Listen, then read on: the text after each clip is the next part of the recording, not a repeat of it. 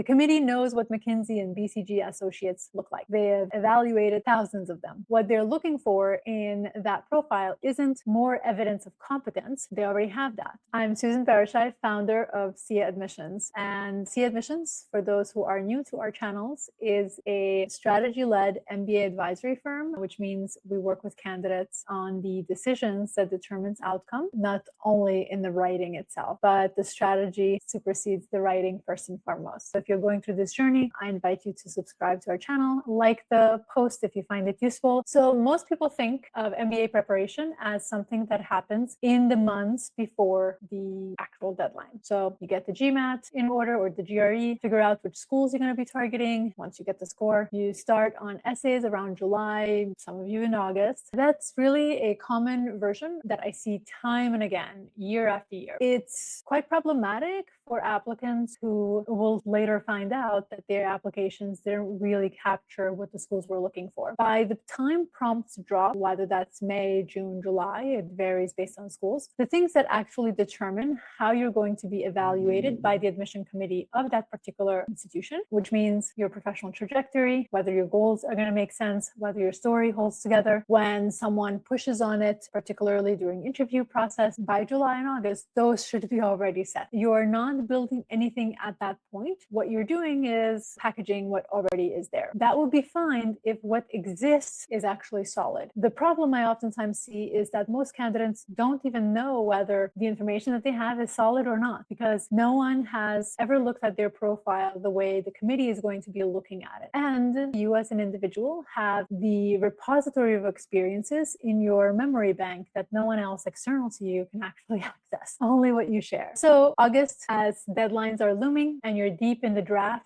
you get to realize that the goals you've been writing around don't quite match what schools are looking for. And at that stage, it's really late to make significant changes to your application. Some of what's wrong at that stage, it's not fixable because it is a fundamental issue that is impacting everything else in your application. So it makes it really difficult for you to actually be able to make drastic changes. The candidates who get multiple offers, they're going to figure this component out early and start the process early. They're working also at the right things at the right time so that nothing feels overwhelming by the time the deadlines come around in early September. Every school publishes essay prompts. They do not publish the kind of experiences and perspectives they are looking for in those essay prompts. Why? Because they want to see what you have. They want a dynamic class, and if they tell you exactly what they're looking for, everyone will write the same thing. When Kellogg asks you to describe a time you had to make a difficult decision, they're not just grading that one response. They're using it to check whether the experiences you choose to reveal are communicating the kind of judgment they care about, whether the way you talk about it is consistent with how you framed everything else in your application. The essay is a window into your life, and the committee is looking through it for the full picture of who you are. Stanford's What Matters Most to You and Why is the one I see consistently get wrong most often because it looks very simple. People spend time talking about their hobbies, talking about their grandfather, and sometimes even use it as a goals essay in terms of sharing what they care most about in the context of their goals. They answer the question without really understanding what Stanford is actually trying to determine, which is not visible from the very open-ended prompt that they provide to candidates. This is the part that's genuinely hard to solve from your own perspective. You can read every prompt guide and still not know what a particular committee is looking for because that knowledge comes from understanding how that school reads a file and not how they read a question, but also what it is in your profile that matches what it is that they're looking for. Knowing that and knowing what a specific candidate needs to do to close the gap is not necessarily a research exercise, although obviously you do need to do research. It's what oftentimes working with someone who's seen it time and again, what actually works in the context of the schools, what they're looking for, but also someone who will spend time with you to understand the minutiae details of your experiences that will help transform what it is that you have already done into a candidate that the school is excited about. Tier 1 consultant applying to Wharton has done the obvious things right. Strong GMAT oftentimes, absolutely recognizable firm, progression in their career, and probably has built really strong recommendations and is submitting strong recommendations to the school. What they often don't have is anything that distinguishes them from the other 100 people from their firm who are also applying to the same schools. The committee knows what McKinsey and BCG associates look like. They have evaluated thousands of them. What they're looking for in that profile isn't more evidence of competence. They already have that. They're looking for a point of view, a set of experiences that doesn't read like a template of every single other consultant that has come before them. A tech PM, on the other hand, targeting the likes of Sloan, is usually sitting on genuinely interesting experiences, real product work, real problems, real impact that they've done in the work that they have, however many years until the application. The gap is almost always in how they talk about where they're going. How does the past connect to the future? They can describe what they've built in detail and be completely vague about what they want to do with an MBA and why now. And oftentimes even be very jargon heavy in the context of what those experiences have been that they have developed over time. Sloan wants to see someone who can think beyond the next sprint. When the goals read like an extension of the current job, that's absolutely a problem, because you are not getting an MBA just to get the next job. You're getting an MBA because you're looking to have a meaningful career. And third, a military candidate applying to Columbia and Kellogg. This is one that has the most compelling profile in the room in terms of actual leadership and judgment experience. But the challenge is that that committee doesn't automatically know how to read that particular experience. And the candidate has to do a lot of the translation. And when you don't fully understand others' language, is obviously going to take a lot of time. And what happens if you don't is that the committee won't fill in the gap on their own because they don't have time to do that. These are three different candidates, three different things they need to do. And you have to know in which one of these buckets you fall in, and your preparation has to match the problem that you're dealing with. Everything I've covered today is a general case. I'm not looking at any particular profile here. We're talking in generalities. But this is how round one works, where candidates tend to go wrong, why the background time, making sure that you're developing, matters, why timing of each of the components that needs to be developed actually matters, why the common version of the preparation checklists that we see in many different places misses things that can cost people outcomes, and that would be a disservice to you to not be able to attend the best institution that your experiences and your background and what you're looking to do can afford. And those are the details that you need to be working on at the moment, irrespective of having the test ready or not. But what I cannot tell you specifically is what any of the things that I said